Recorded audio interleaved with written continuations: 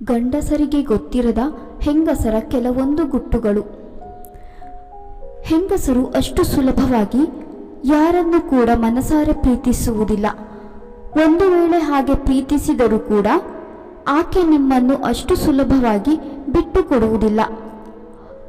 ಹೆಂಗಸರು ತುಂಬ ದುಃಖದಲ್ಲಿ ಇದ್ದಾಗ ಕಣ್ಣೀರು ಸುರಿಸಲು ಬಯಸುತ್ತಾರೆ, ಅಥವಾ ತನ್ನ ಪ್ರಿಯತಮನ ಹೆಗಲ ಮೇಲೆ ತಲೆಯಿಟ್ಟು ಅಳಬೇಕೆಂದು ಬಯಸುತ್ತಾರೆ. ಹೆಂಗಸರು ಎಲ್ಲದಕ್ಕಿಂತ ಹೆಚ್ಚು ಅವರ ಕುಟುಂಬಕ್ಕೆ ಹೆಚ್ಚು ಪ್ರಾಮುಖ್ಯತೆ ಕೊಡುತ್ತಾರೆ.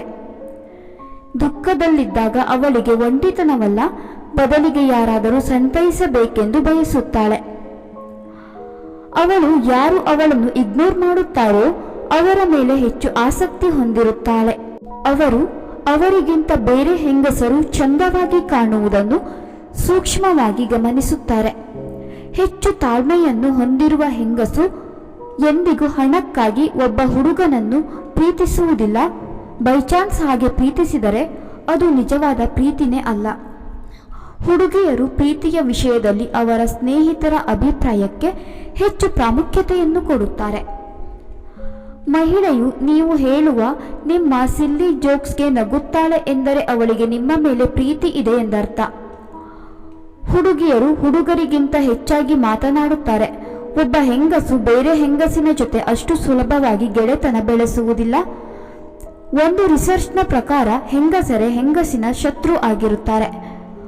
ಹೆಂಗಸರು ತುಂಬಾ ಬಟ್ಟೆಗಳಿದ್ದರೂ ಸಹ ನನ್ನ ಹತ್ತಿರ ಹಾಕಿಕೊಳ್ಳಲು ಬಟ್ಟೆಯೇ ಇಲ್ಲವೆಂದು ಕೊರಗುತ್ತಾರೆ.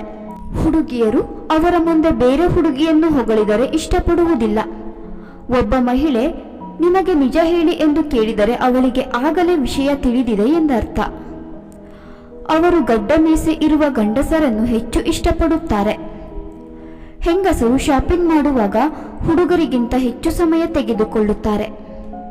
ಸ್ನೇಹಿತರೆ, ಈ ಮಾಹಿತಿ ಇಷ್ಟವಾಗಿದ್ದಲ್ಲಿ ದಯವಿಟ್ಟು ಈ ವಿಡಿಯೋಗೆ ಒಂದು ಲೈಕ್ ಮಾಡಿ, ಶೇರ್ ಮಾಡಿ.